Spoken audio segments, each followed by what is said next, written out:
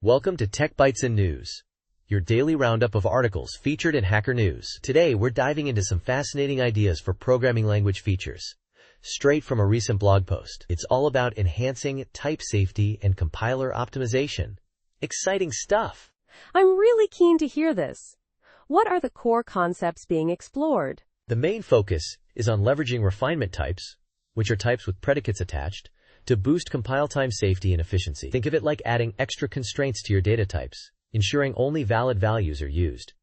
We'll also be discussing how this interacts with union types and flow typing. So refinement types let you add extra rules to your types? Like ensuring an integer is always positive or a pointer is always within a specific memory range. Exactly. The blog post uses the example of Rust's non-zero type. It's a great illustration of how refinement types can lead to memory optimizations. Because you know a non-zero integer can't be zero, the compiler can cleverly use that zero value to represent none in an option, saving space. Brilliant.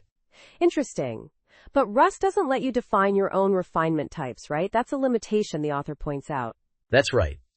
The author argues that this is a missed opportunity. Imagine being able to define your own refinements, like ensuring an integer is within a specific range, or that a pointer is aligned to a particular boundary. The compiler could then use this information to optimize memory usage and perform more thorough checks at compile time. So what are some of the proposed solutions or language features? I'm particularly interested in the C-like struct example. The author suggests extending C-like structs with union types and refinement types to handle situations where the type of a variable depends on the value of another variable. The PyPy dictionary implementation is used as an example. The size of the index type depends on the number of items in the dictionary. This is currently impossible to express in C or C++, but with union types and refinements, you could define different struct variants for different size ranges. That's clever. It's like having different versions of the struct optimized for different data sizes.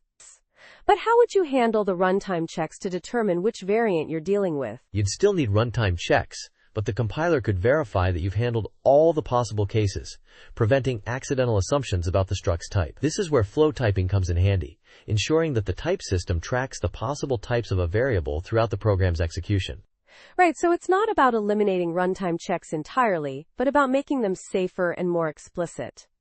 What about the other ideas, like refinement-based function overloading? That's another interesting one. The author proposes overloading functions based on refinements, allowing for different function implementations depending on the constraints satisfied by the input. For example, a push function for a vector could have one version that doesn't require a mutable borrow if the vector has enough capacity, and another that does if a reallocation is needed. This could significantly improve safety and efficiency in certain scenarios. That sounds really powerful, but also potentially complex to implement.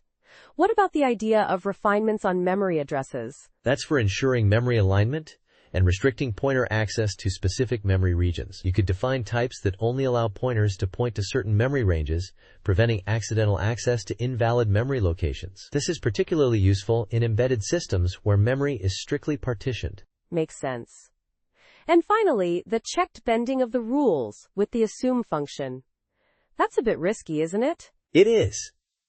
The assume function essentially tells the compiler to trust that a certain condition is true, even without explicit checks. It's a way to bypass some of the compile time safety checks for performance reasons, but it introduces the risk of runtime errors if the assumption is wrong. However, the author suggests using assert statements in debug builds to catch these errors early on. A trade-off between safety and performance, then. A fascinating set of ideas, overall. Thanks for summarizing them. My pleasure. These are just a few of the many innovative ideas out there for improving programming languages. Remember to check out the original blog post for more details. And that's all for today's Tech Bytes and News. Have a great day, and we'll catch you next time. Bye-bye.